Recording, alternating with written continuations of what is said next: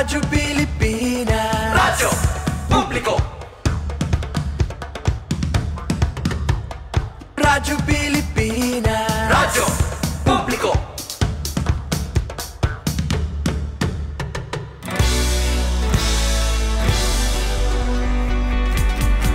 Mahalagang mga balita, napapanahong impormasyon.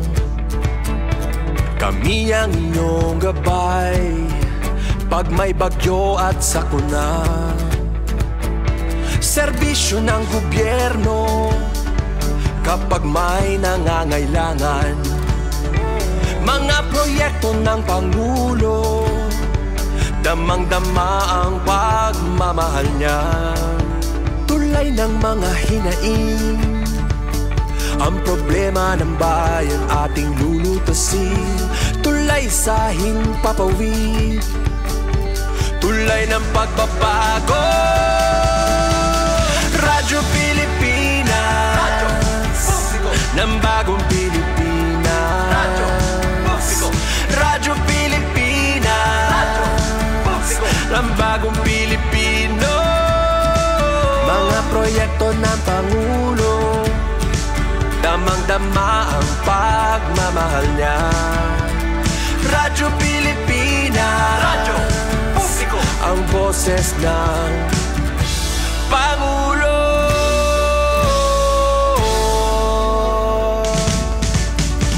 Karamay nyo kami, kahit malayo man kami nakakarating. OFW magsasaka, buhay ay iba't iba, san mang lugar ng bansa natin. Tulay ng mga hinaing, ang problema ng bayan ating lulutasin. Tulay sa himpapawid, tulay ng pagbabago. Radyo Pilipinas, Radyo Publiko. Ng bagong Pilipinas, Radyo Publiko. Radyo Pilipinas, Radyo Publiko. Ng bagong Pilipino. Mga proyekto ng Pangulo, damang-dama ang pagmamahal niya. Radyo Pilipinas, Radyo Publiko. Ang boses ng Pangulo. Radyo Publiko. Radyo Pilipinas, Radyo Publiko. Radyo Pilipinas.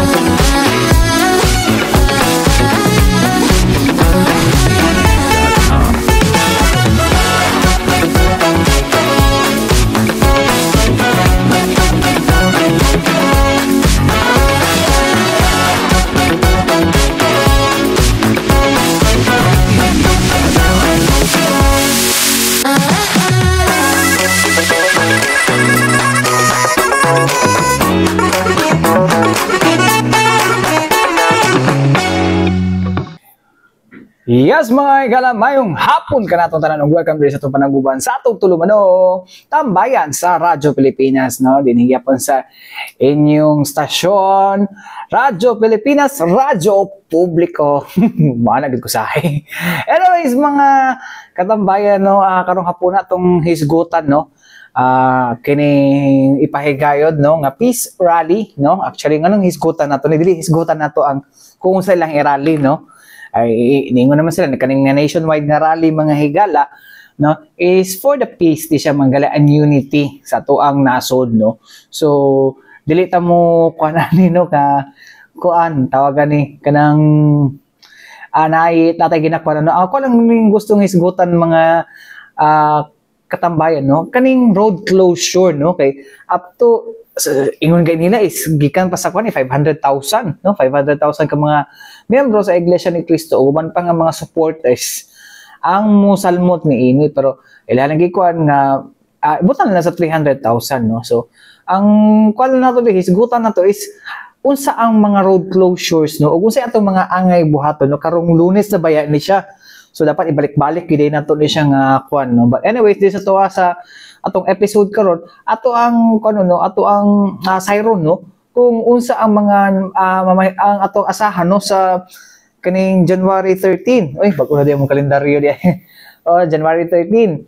So kabalo naman ta Lunes na mga katambayan no. Og kablutang busy kay nang kablutang San Pedro. Actually may daghan man gud na pulo ka mga unsa ni ka mga areas mga igala no, or major major roads mga igala diri sa Davao City, especially sa may downtown area.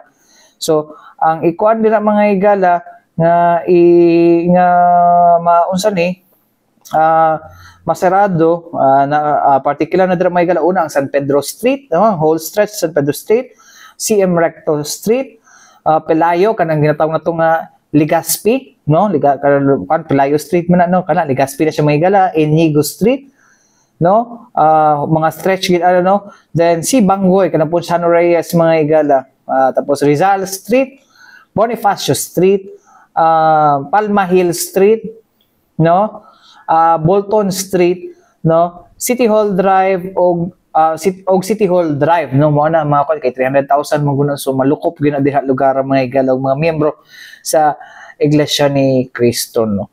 So mo na siya ang mga kuno. Anyways mga igala, aron nga mas masayran nato no o masabtan no, nganong naingon ani nga closure nganong dinhi gyud no, ato paminawon mga igala no, ang hepe sa City Transport and Traffic Management Office o City TMO mga igala walay lain si retired Colonel Junicio Abude. Paminaw na to. Yes, ang atong opisina nagbase ni sa preparation sa atong traffic plan o traffic rerouting plan based sa presentation sa atong sa Iglesia ni Cristo with regard sa ilang activity nationwide peace rally this coming January 13 from 8 o'clock in the morning up to 8 p.m. in the evening. But before that, doon ay request for partially road closure sa pipila ka mga kalsada in preparation sa ilang pag-set up sa ilang mga lead wall, LCD o katong stage niya ilang pagkuan. So doon ay request nga partial road closure sa CM Recto, San Pedro, Pelayo, Inigo, then Bangoy o Bolton and Rizal. Kana siya nga mga kalsada nga pipito ka kalsada is partially road closure gikan alas 9 sa gabi hangtod alas 7:59 sa Pizza 13. Then pagka alas 8 sa buntag Pizza 13 sa January is mag-start ang full road closure. Kini nga pito ka kalsada kauban na ang Ilustre, Bonifacio, Palmahil. So dunay napulo ka kalsada nga naprobahan or nahatagan og pagtugot sa atong City Council. Kauban pod ang atong one lane gikan sa Tulip Drive, portion of Tulip Drive padulong didto sa Dato Bago. Mo na siya ang naprobahan nga one lane kay in preparation nga base ang atong gi-prepare nga mga parking area diha sa Esplanade parking area o katong mga open area nga gigamit nato katong sa Ironman katong gi-occupy sa DPWH na nanghita o kining open area karon diri nga gina-prepare nila diri sa may rotunda sa may Tulip. So kana siya ang gi-prepare nato nga parking area kay accordingly as per presentation sa INC nga mukabat og 4,000 ka sakyanan ang magamit kini nga activity. So gitugutan sa atong council nga pwede magamit ang one lane going south para mahimong parkingan. So kana siya nga mga area. So ang atong preparation is natay rerouting sa atong mga pampasayro nga sakyanan, ang mga PUJ or PUB. Ang katunggikan sa south, sa Turel, nga muagi o Quirino is ang ilang ruta, pwede sila muadto sa Pitson. Murayto sila sa Pitson kung gikan ka sa MacArthur, or diretso sila dito sa Rojas, then right turn sila sa Boulevard all the way to Quirino back to MacArthur.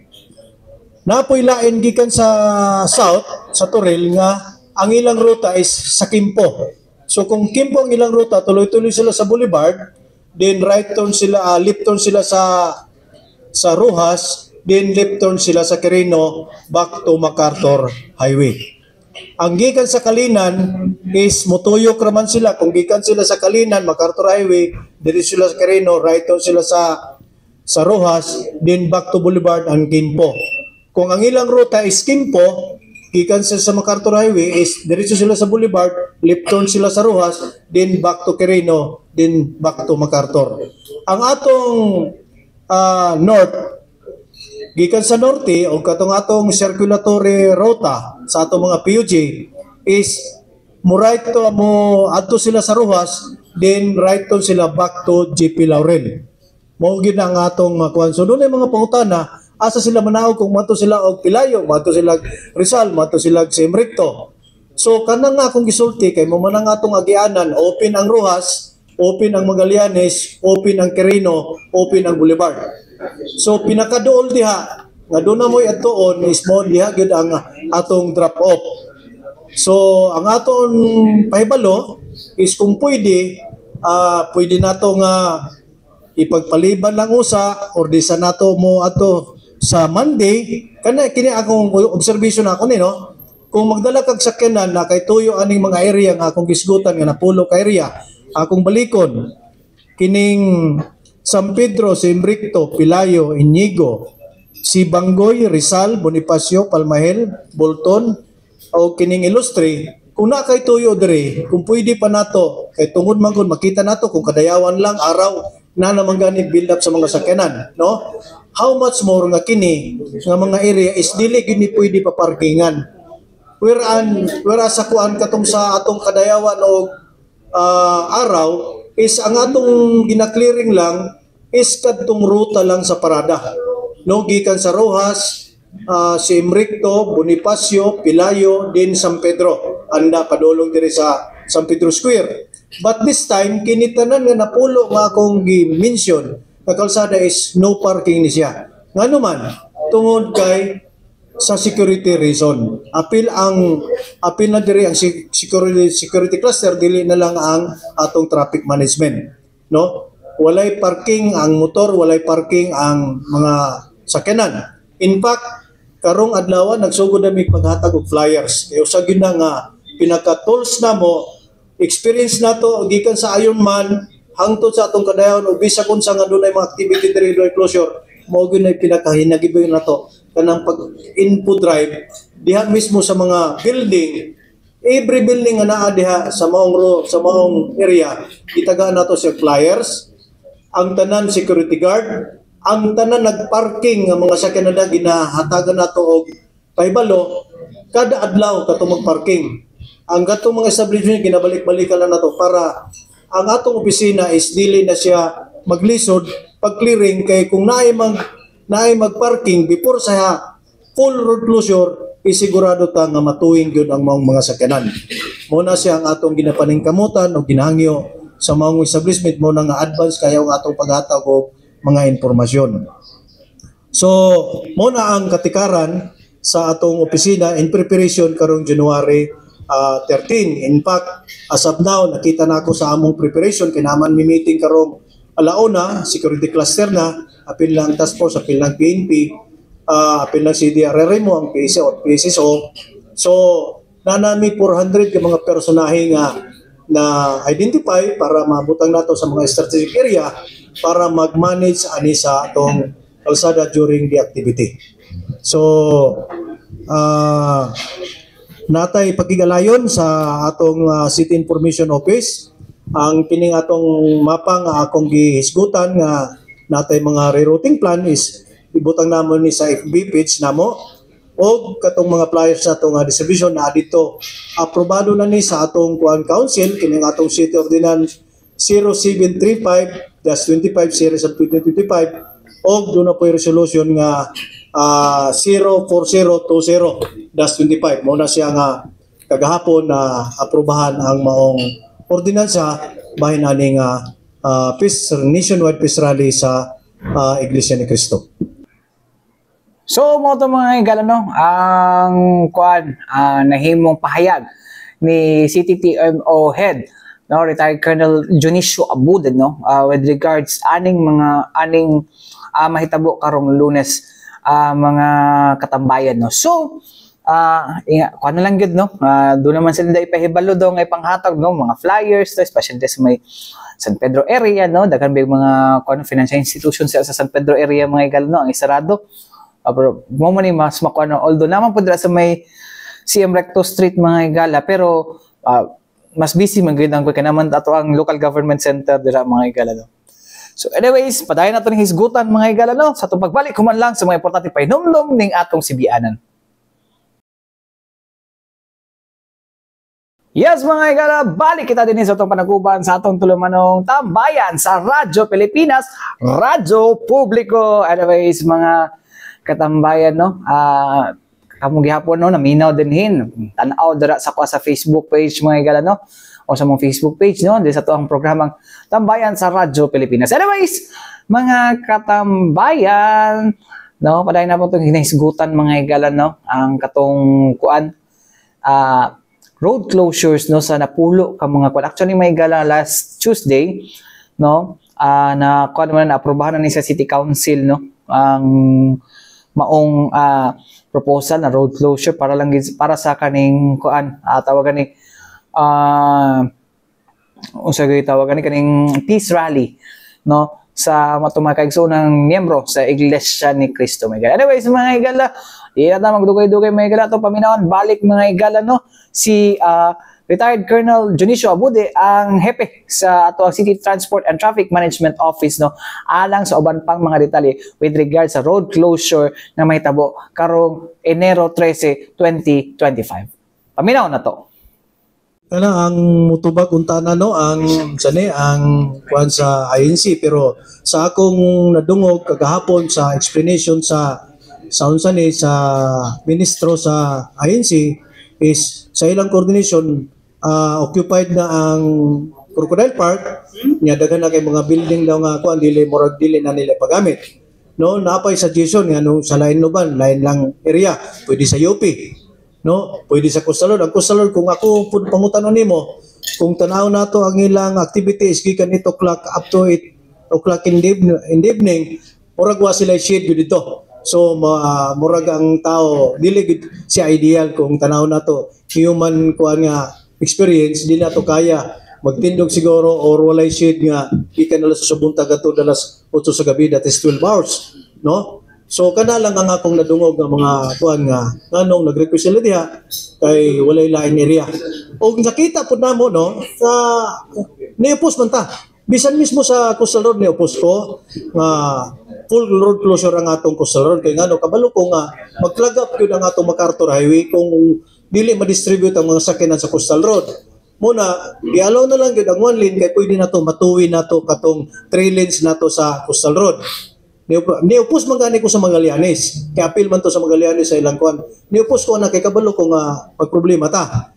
So kini nakita nako nga kining napulo ka area nga ilang na-identify is mo po niyang atong gina-close during kadayawan og araw. Ang kuan lang ani ang advantage lang kay pwede pa siya maparkingan. Regulated siya. Regulated ang maong area.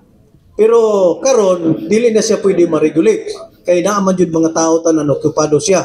Kaya accordingly ang expected nga crowd is almost 500,000. So ang atong opisina ning kamot kung usaon nato pakabalo nga ang maong area is mo abang accommodate og 500,000. So naatay gihimo nga measurement, niabot ta og pipila ka every street na ay pila ka meters, pila ka square meter. So gi-divide nato dito from 2 to 4 person in every square meter. Kung 2 to 4 person, convenient ka pa diha, no, nga mutindog. Pero more than that, dili na. So, nikapat lang og almost 300,000. So, muna, nihangyo ang council, nihangyo ta nga kung pwede reduce ang maong crowd. So, muna nga, nakuha nila nga up to 300,000 lang yun. Oo, up to 300,000 pero we are also expecting more than that, sir, because katong mga non-INC members are also joining, no, are nag-signify po sila intent no nga mo join pod. So kana nga 300,000 pwede pa na madungagan.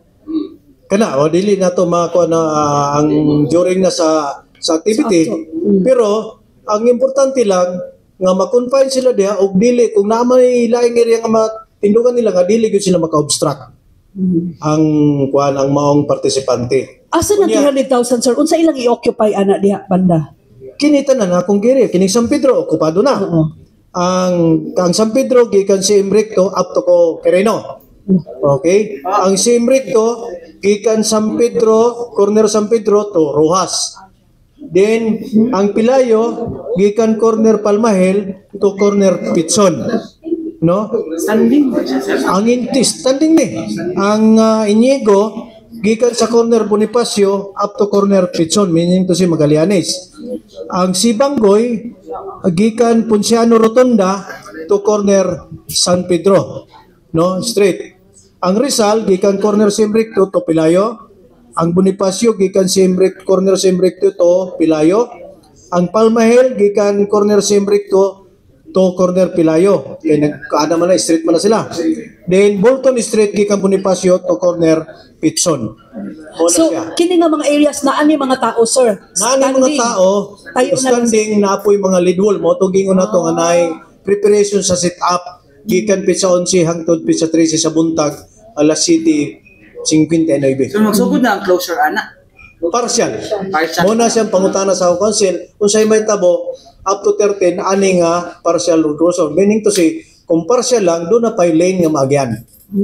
Ingo pa bitaw ang ANC nga long before pa na plano na gyud nila, approval na lang sa city council ang ilang ipaabot. So ang atong opisina, siyempre, gikwanta sa atong council nga usaw na ito pag-manage. Ang akong experience sa Ironman, Kadayawan, mo po akong gamiton pagpahibalo og suporta. Especially nga doon ay kuan ng na apprehension ng mga financial institution diha, mga bangko. So siyempre loans that is kuan na. Murang usa na sa kuan Friday. So ang akong kuan ng basig pwede na to ma-advance, no.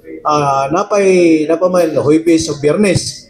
Then pagka Monday kung pwede lang Tuesday na nato ay kuan tungod kay wa may problema ko matuta, pero ipahibalo na nakudaan kadto na jud tay build up. Slow moving gyud ta. Paningkamutan lang gyud sa magdalag sa kanal nga walay road cross, wala jud masabit o walay ma-stall nga sa kanal, walay madaot. Kay kung naay madaot, sigurado ta dili lang traffic congestion ang itong abuton kung dili traffic jam. Meaning to si traffic jam wala gyud maglihok, pipila ka oras din na mulihok. Okay lang ang traffic congestion kay moving na siya. Now, ako gani gusto na ko common sense. Bolton Bridge o lunay sa tunga madaotan o mabangga. Kung ako ang pabuton, walay investigator mo abot diha. So you settled immediately sa inyong kamong duha nga nagbangga. Imagine amos tunga pila padulong dito sa Tulip Drive, pila padulong diri sa Kimpo sa Boulevard. Unya na amos tunga. Muna nga akong kuan. Okay. Sir, kini, unsa ang drop-off sa mga, asa ang drop-off Yes. no, sa mga pasahero gikan sa buses? Nami mapa, ang drop-off, in fact, ang akong sulti, kung gikan ka sa North, ang imong drop-off is Magallanes, Boulevard, Quirino. Kung ang North ang travel sa mga partisipante, di ba? Kaya naman sila yung mga bus. Mulakaw na sila padulong sa area. Kay close man ni siya. drop off nila, pwede sila diri sa may kanto jeep Yangguren, pwede sila dito sa Quirino, naman tayo mapa. Quirino, pwede sila sa Magallanes, kaya pag drop nila mutuyok sila padulong sa Coastal Road, dito sila mo parking. Watay lain gihatag nga parking area nila. Ang uban nga partisipante nga naa diri, pwede sila mo parking sa mga area nga open area nga walay obstruction. O diri sa boulevard, discourage na ako kaning boulevard kay guot siya. Pwede siya sa Jesus. Katong before ka mo abot og Simricto. Jesus, di ba? Nay Jesus, nay Rizal, nay Bonifacio Palmahel. Ang kan nga nagkrusan is Jesus man na. So pwede sila dito. Pwede siya mag-drop off. Okay. Nasa atong mapa.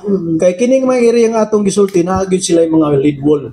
So muna sila ang mga tao tuwa dito. Bisag na diri ang ilang main activity sa San Pedro, makakita sila dito sa maong area. Ang south area, sir? Ang south area is ruha sila mo, dapat ruha sila mo drop off.